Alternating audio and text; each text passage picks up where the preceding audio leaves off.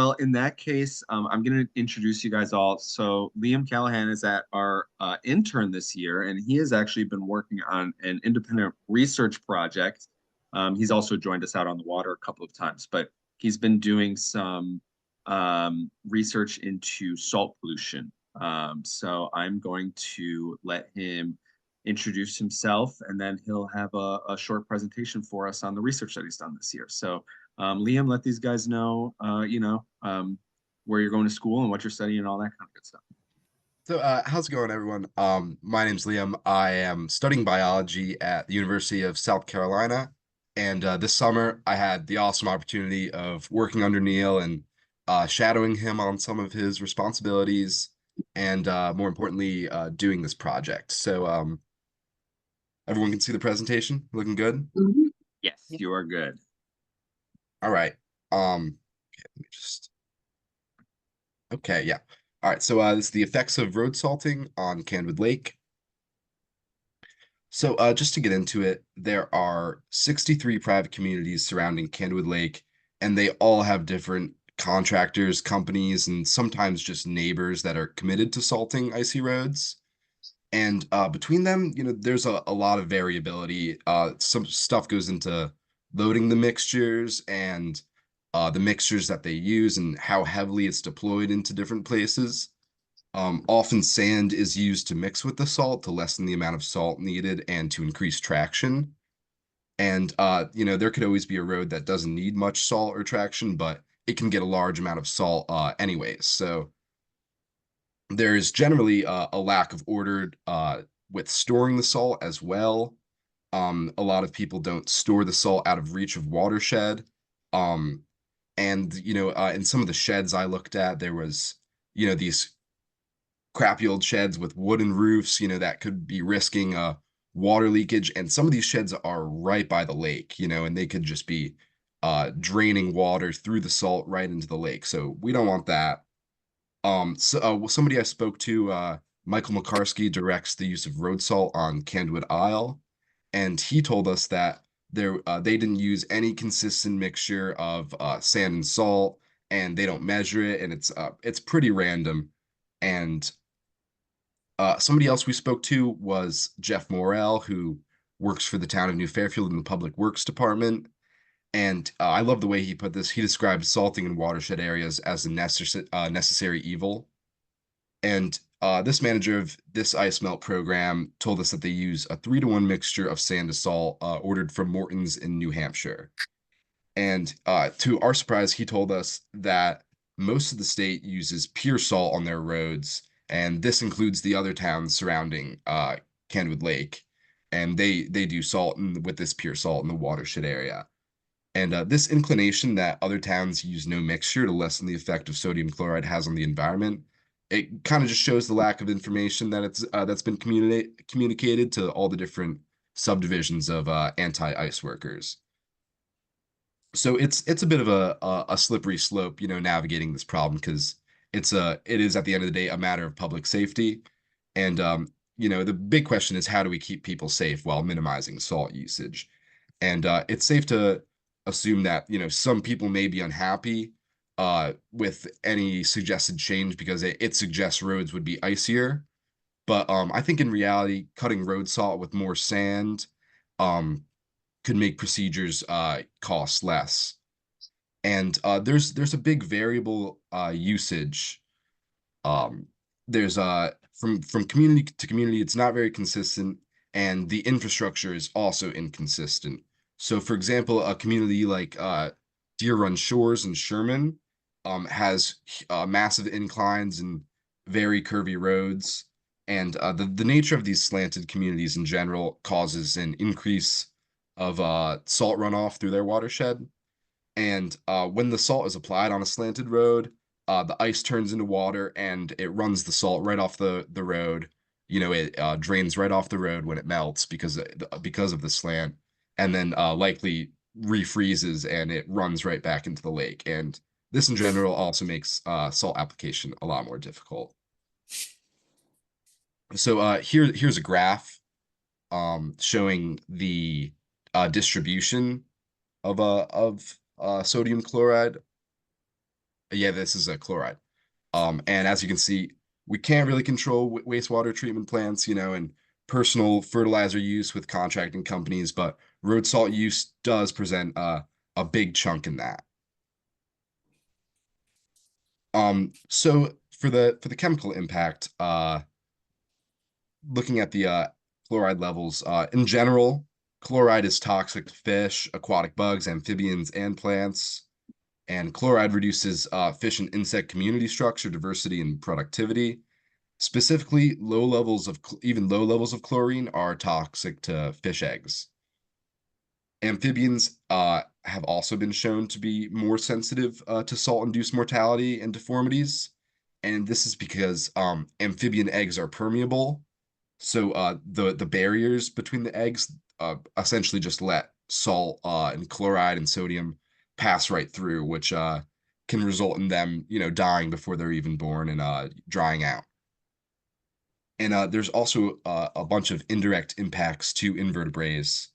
Um, so essential microorganisms are really susceptible to chemical ecological stress, and it lowers their resiliency to outside biotic stressors. And this can cause developmental delays, changes in physiology, resistance to disease, altered food webs, changes in predation pressures, and it just fully impacts the survivability and the whole freshwater ecosystem. So taking a look further, this is the data on chloride content and sodium content, and in general, uh, the long-term threshold for chloride for aquatic organisms is 120 milligrams per liter. And sorry, I lost my place. And when we take a look at the water spread of the watershed distribution, we can kind of see the division of responsibility needed. And Sherman and New Fairfield raise a lot of that concern. Um, and these concentrations, the 120 milligram is a no effect concentration or a low effect concentration for aquatic organisms. And then this is the chart for the saltiness over time.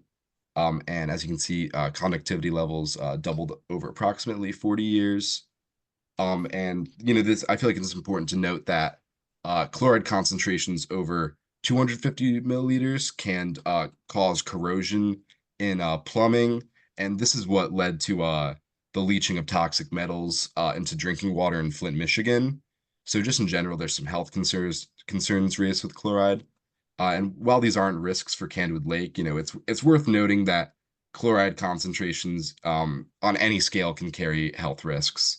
And on a scale that involves microorganisms, these effects can take place under lower concentrations. So how concerning is this data? I mean, we're not in immediate danger or a state of crisis or anything.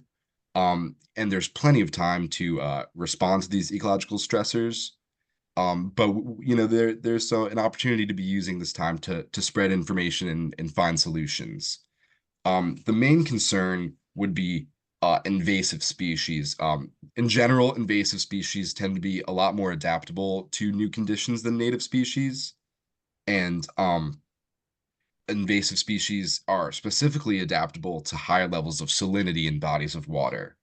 And this is kind of placing unwanted stress on our native species, and it's giving invasive species the edge over native species on a micro level and on a visible level. So here's some goals and plans I put together. In 1 year, this is a personal thing would be a letter to the editor of the town paper. That's something I would be interested in doing, to further my passion for this project. But along with that, we could look into some community education letters, flyers, and general spreading of information about smart salting. We could be create and spread guidelines for safer salt storage and minimizing storage runoff risk. I think that this is a big one with some of the salt sheds I saw while I was working on the project. Um, in 3 years, we could begin implementing some smart salting techniques. and regulating salt storage and reviewing the status of various salt sheds around the lake and their proximity to the body of water itself. We could also be advising and educating further, and be getting into contact with salt workers on a low and higher level, from neighborhood helpers to contractors, and Mhm. building a community and understanding the goal of safely reducing resource use to benefit the health and wellness of Candlewood Lake. I forgot to mention in the 1 year plan too would be building kind of a database on who does the salting and the different companies and contractors and sometimes just people that are doing it for their community. Um, and in 5 years, we could get to a point where we would be knowing all of the salters, having a database on who does the most salting and where they're doing the most salting. And we could start keeping track of dangerous areas that need more attention and need more salt, uh, while improving the infrastructure, possibly improving the infrastructure on these areas to reduce heavy salt usage, and places that have a lot of runoff. Um, because heavy salting isn't always a solution, and it can sometimes the salt just flows away with the ice melt. And along with this, in 5 to 10 years, we could theoretically advocate to the state on a municipal level for a bill that would mandate some safer salting procedures and look into ways of holding companies and communities accountable for the effects it has on Candlewood Lake. So I'd like to open it up to questions. I have just a thought based on what you're presenting. I think it's excellent, and it's a situation that I'm very keen on. About 5 years ago at one of the NAUMS conferences, I attended a talk on the dangers of oversalting and its effect on lake water. One of the things that they did mention was even trying within a community to have a safe salting kind of document available for the people who do the applications with criteria for calibrating their equipment, because most of them said they don't really calibrate it and they don't know when they're putting even sand and salt down what the ratio is. So that was one issue. The other one, that to try to get compliance within lakefront communities when they do their spring cleanup, to do it early before the spring rainstorms have a chance to do a lot of washing from their watershed into the lake. So I think those are issues, and we may have, probably Neil has some copy of that particular paper, or we could get it from NOUNS if it's even helpful as you develop this further, because I really think it is an issue that needs to be addressed. And I thank you for your time and effort on this too. Yeah, that's a really interesting point with the rainstorms in the spring. I didn't even consider how that could affect the runoff further. Because I live in a lake community, as many of our board members do, and we do have someone who comes in the spring and basically does road sweeping for us to get any of the sand and whatever is accumulated off the sides of the road. So maybe we have a tendency to do it earlier, or try to plan to do it earlier, and then where are they dumping that is another issue. So Awesome. Does anyone else have any questions for Liam? Oh, Liam, Excellent. thank you Well, very much. Very good job, Liam. Thank you. Thank you all so much for your time. Excellent. Thank Thank you you, very Liam. much. That was really good.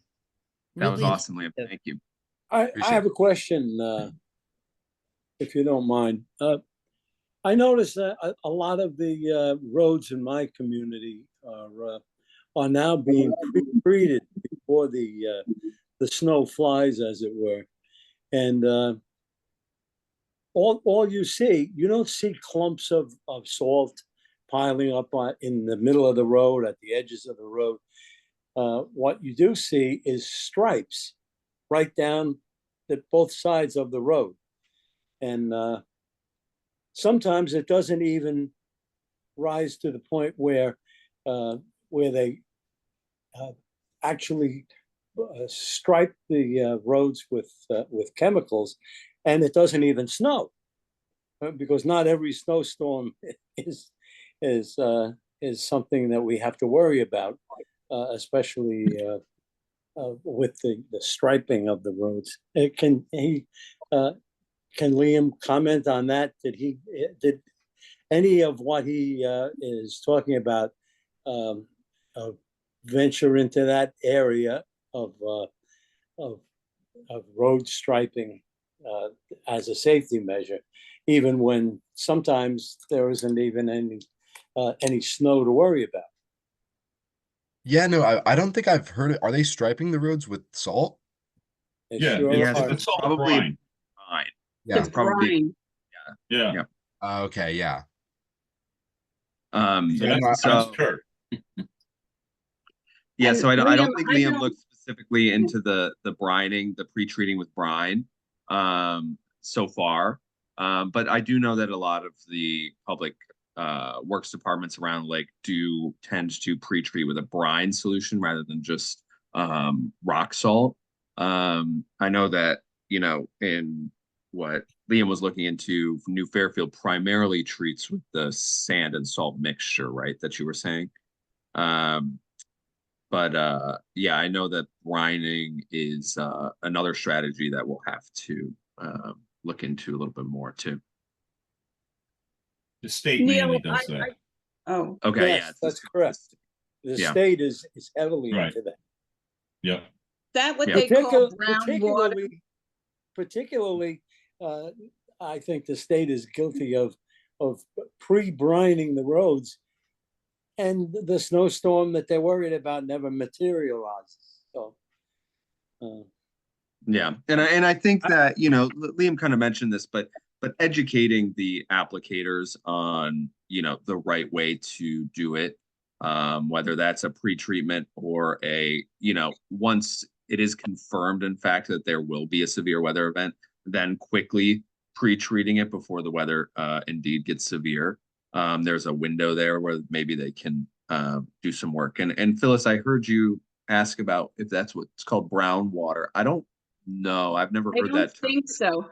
At No, the no, same no. conference where they had the discussion on salt and road patterns, what they were saying was, I believe it's in Vermont and somewhere else in New England, they're using what they call brown water instead of rock salt, as what they felt was a more environmentally friendly way to treat the roads. And I think the striping that Joe was talking about is also done to prevent road icing, not to melt snow. But when they feel that there's a sort of a mix between a freeze and snow, they stripe the roads to prevent icing. I don't know if you guys can, I don't know if my audio is any good, but I think the challenge with the pre-treating, and as Joe said, sometimes the storm doesn't come, but that has to be done before any of the snow flies. Once there's snow on the ground, you can't use that striping, that pre-treatment. that's right.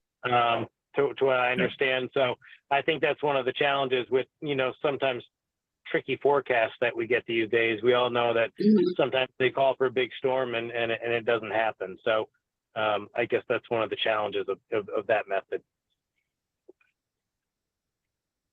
Great. Well, keep working on it, Liam. Yeah, Yeah. Good job, Liam. very nice. Thank you you, all so Liam. That was much. great. Thank you. Thank you. Thank you very much.